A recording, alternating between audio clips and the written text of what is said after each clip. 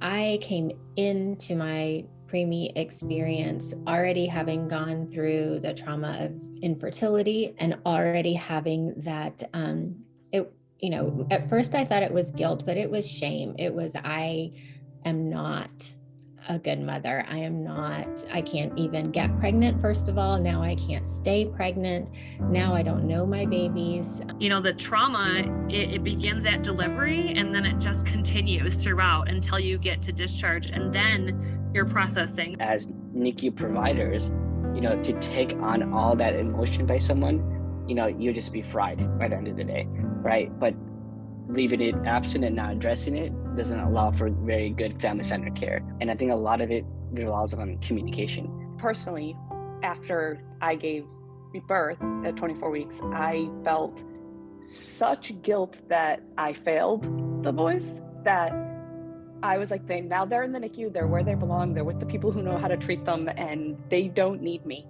I was lucky enough to be in a hospital that had a very strong family-centered care plan, who, before I could even verbalize that, said to me, you're going to change diapers, you're going to take their temperature, you're going to feed them, you're going to hold them, they need you.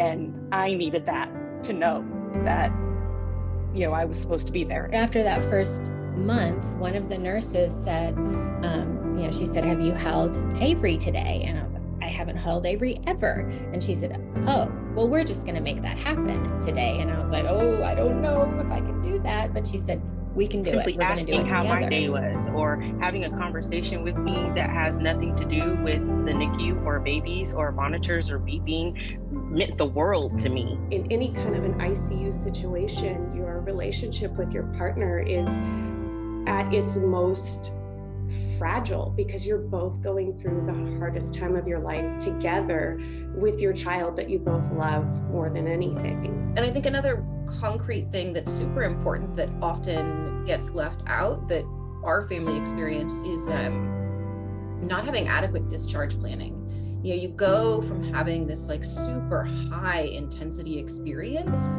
to sometimes going home from having had a one-on-one nurse to being alone with your child. Just saying like, hey, it's a big change to go home. If you have questions, this is where you call.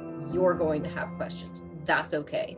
You know how to do this, and it's scary. So I think, just kind of naming that for families and helping people understand that you can be a good parent and be scared.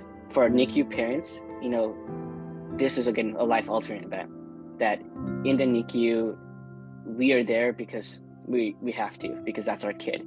We are resilient not because we want to, but because we have to. At the end of the day, as NICU providers and NICU teams, that you could go home, you could change jobs, you could do whatever you can. And again, not to say you don't care, because I know you absolutely care about your families and your kiddos.